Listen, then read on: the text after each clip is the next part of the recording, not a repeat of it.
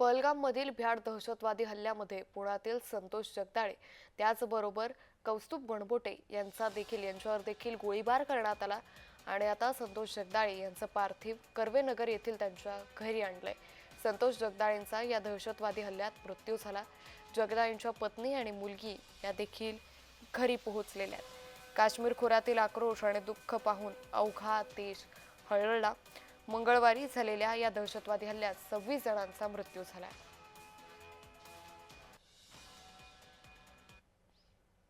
तर या संदर्भात अधिक माहिती घेऊयात आमचे प्रतिनिधी रोहन कदम यांच्याकडून. रोहन, संतोष जगदाळे यांच्या कुटुंबियांवरती दुःखाचा डोंगर कोसळल्याचं पाहायला मिळतंय. आज त्यांच्या पार्थिवावर अंत्यसंस्कार केले जाणार आहे. काय अधिक माहिती?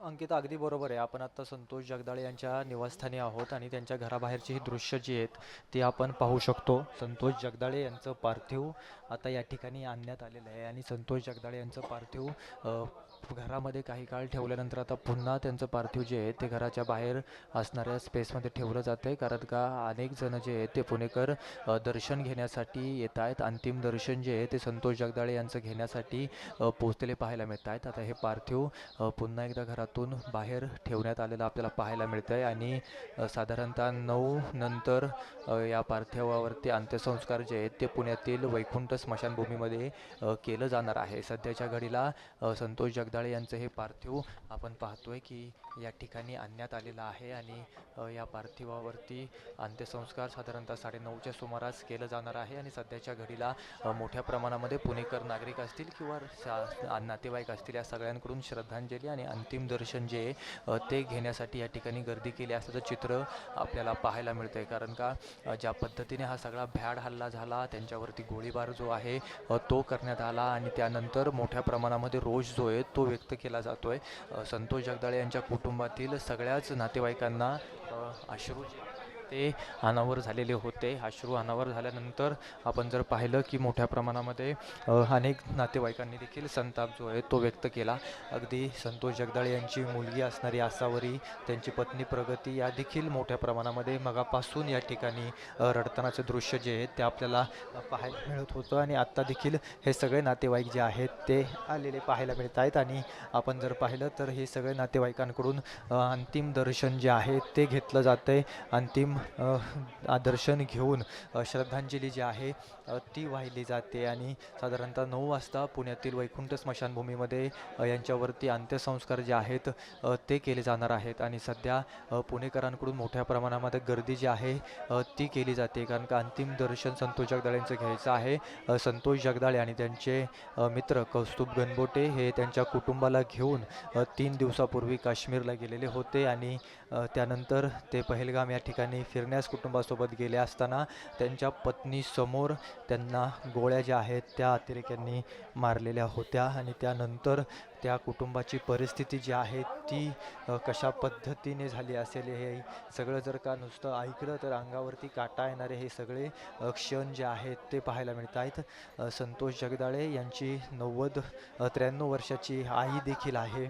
त्या देखील मोठ्या प्रमाणामध्ये अश्रू या ठिकाणी वाहत होत्या. कारण का त्यांना त्यांचा मुलाचा मृतदेह अशा पद्धतीने कधी पाहावा लागेल असं स्वप्नात देखील वाटलं नसेल आणि ती स्थिती त्यांच्यावरती उद्भवली गेली.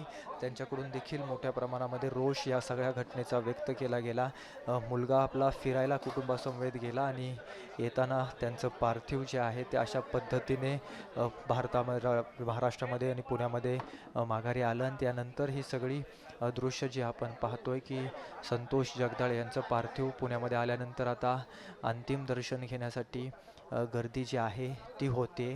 प्रत्येकाचे डोळे जे आहेत ते पाणावलेले आहेत. कारण का संतोष जगदाळे हे या सगळ्या कर्वेनगर परिसरामध्ये, कोथरूड परिसरामध्ये एक सामाजिक कार्यकर्ते देखील होते. अनेक प्रतिष्ठित नागरिक त्यांच्या भेटीगाठी सातत्याने घरी घेत होते. त्यामुळे संतोष जगदाळे यांचं अशा पद्धतीने हत्या होणे, अशा पद्धतीने अतिरेक्यांनी गोळ्या मारणे हे प्रत्येकालाच सहन होत नाही आहे. त्यामुळे सध्याच्या घडीला जे आहे ते आता हे सगळे नातेवाईक असतील, जवळचे त्यांची मंडळी असतील, मित्रपरिवार असेल, ते या ठिकाणी यायला सुरुवात झालेली आहे आणि ज्यावेळेस पुणेकरांना देखील समजले की आपल्या पुण्यातील 2 जणांचा अशा पद्धतीने मृत्यू झालेला आहे. त्यानंतर पुणेकर नागरिक देखील या ठिकाणी येत आहेत. पोलिसांनी बंदोबस्त जो आहे तो ठेवलेला आहे.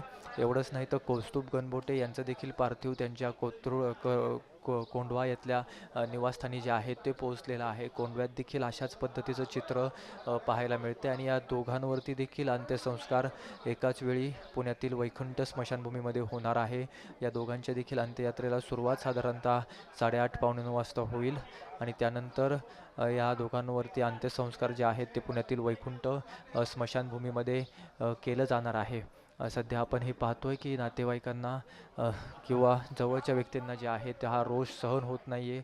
प्रत्येकाला धरून आणलं जातं आहे. त्यांची मुलगी आपण पाहतोय आसावरी आहे, त्यांची पत्नी प्रगती आहे, त्या रडताना आपल्याला पाहायला मिळत आहेत. कारण का अशा पद्धतीने हा दिवस पाहावा लागेल किंवा आपल्या आयुष्यामध्ये असा दिवस येईल की संतोष जगदाळे यांची अशा पद्धतीने अतिरेक्यांकडून हत्या होईल आणि त्यानंतर आपण हे सगळे दृश्य पाहतोय की कधीही कोणालाही वाटलं नव्हतं असा प्रसंग जो आहे तो हा या कुटुंबावरती उद्भवलेला आहे.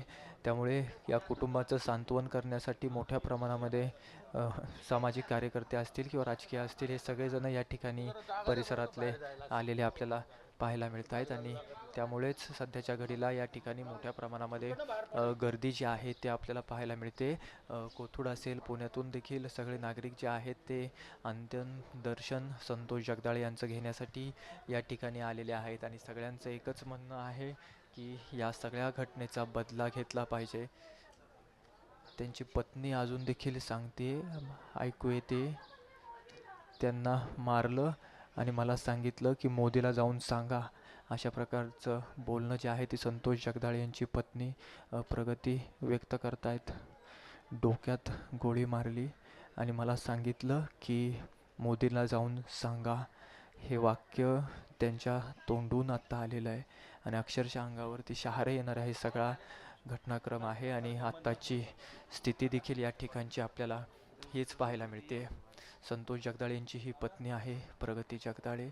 त्यांच्या समोर गोळी मारली गेली आणि त्या सांगतायत की माझ्या समोर डोक्यामध्ये गोळी मारली आणि मला सांगितलं की मोदीला जाऊन सांगा.